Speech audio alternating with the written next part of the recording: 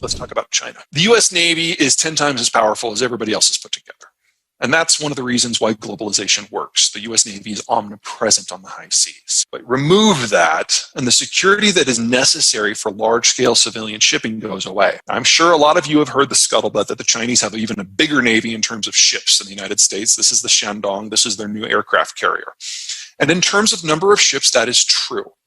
But to be perfectly honest, sometimes it is about size. Most Chinese vessels are tiny. So the Shandong here, the U.S. has 10 carriers that size. They're the core of our Marine expeditionary units. In addition, the United States has 11 super carriers, each of which independently has at least 5 times the capacity of the Shandong. I mean, there's no competition here.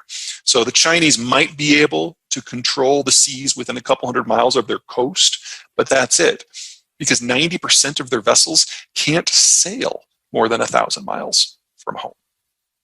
So from a security point of view, it's laughable to think that the Chinese could maintain a regional trade order, much less a global trade order, much less displace the United States. This is not on the cards. But then there's demographics. The Chinese have gone through the same problems that everybody else in the world has. Here's a demographic profile back in 1980. Lots and lots of young people. This is one of the reasons why Mao put in the one-child policy. You fast forward to the year 2000, and they're in that magical moment. Lots of consumption-led, lots of young labor can export. But a few things are in the process of evolving. First, all those young people have now aged, so the consumption-led low production period is over. Second, all those young adults didn't have very many kids because of one child. Now, in the short term, that actually helps the numbers. Because if you're spending money on things like condos and pizza and vacations, that generates a lot more follow-on growth than doing it on diapers and milk. But 20 years later, you're no longer in your 20s and your 30s, you're in your 40s and your 50s, and there are no kids coming up to replace you. And the consumption pulse that you see collapses. And then third, China cannibalized the countryside to fuel urban activity. You can only do that until you run out of people. Now, in the United States, the urbanization process was slow. It took 2 centuries. The Chinese did it in 35 years. So that process does generate amazing levels of growth, and that's what we know as the panda boom. But it's a moment in time, and you can only do it once, and it's over. And here's where the Chinese demography is today. China has not simply aged out of its demographic moment. It has aged past the point of any even theoretical demographic recovery. And it is hitting their economy at every level. Let's talk labor costs. Here's some average labor costs for some Southeast Asian nations that I think will actually do pretty well in the world to come. Here's Mexico, very competitive, right in the middle of the pack. And here's the PRC. 11-fold increase in labor prices in 20 years. It's the fastest labor inflation ever recorded anywhere in human history. Bottom line, China can no longer function as a low-cost or even a mid-cost manufacturing center, and they don't have the skill set to go higher. But it's also hitting consumption. This is new car sales. Now, when a country develops, there's certain things that everybody wants, and the order is the same everywhere. Number 1, they want a cell phone. Number 2, they want a refrigerator. Number 3, they want a car. Well, I would argue to ignore that last bar in January of 2020, because in that month, China had their coronavirus lockdown. And I don't think anyone should be judged on their worst day. But look at the 2 years previous. China, supposedly this up-and-coming economy that's going to take over the world, can't even generate car sales while it's at its consumption peak. It's simple math. Most people purchase their first car in their 20s, and China has 40% fewer 20-somethings than 30-somethings. The population is in a state of collapse. Bottom line, the sell to China play is nearly over just by the numbers. That assumes nothing goes wrong with politics.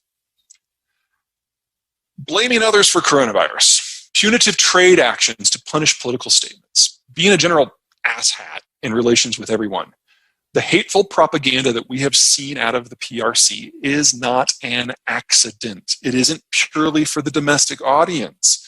It is expressly designed to generate a backlash to help justify the CCP crackdown that is occurring at home, and not just in Hong Kong and not just in Xinjiang.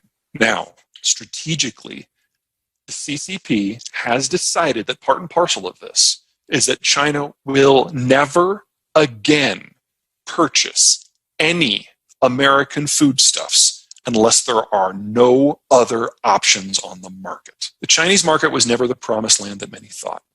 It was always running on a sugar high. And now, for political reasons in China, the market is closing until such time as China itself breaks.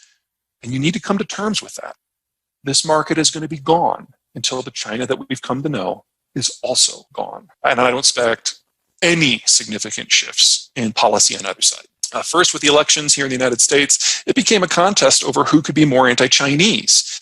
We have entered a sharply anti-Chinese phase politically, left, right, and center, that is going to run for years at the same time that the Chinese are experiencing system-breaking challenges. Second, there is zero hope for an improvement in relations.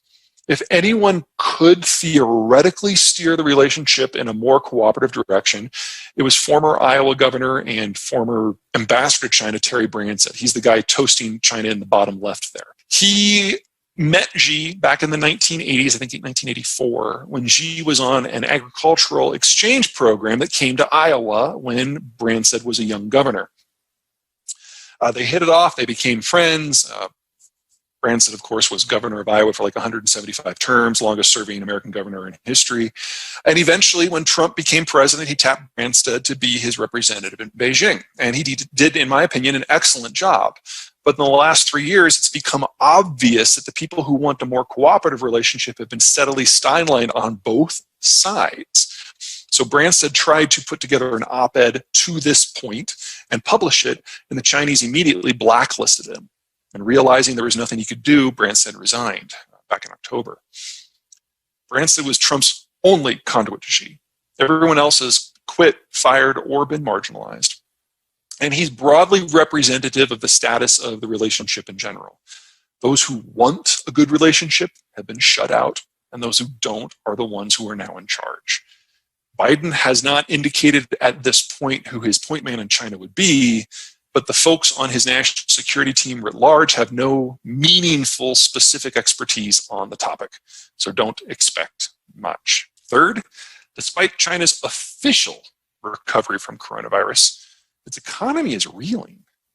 Remember, we've got lower global demand from the consuming economies. We've got retooling across the world as people try to bring manufacturing in-house. Their export orders have dried up. So what growth we've seen has been mostly inventory builds. And that reminds me a lot of the lead up to the Asian financial crisis back in 1997. We're just not going to see a meaningful negotiation. The Chinese made Trump look the fool with the phase one stuff. They broke that deal the day after it was approved, and they're now at roughly 25% of where they need to be in order to meet the supposed goals.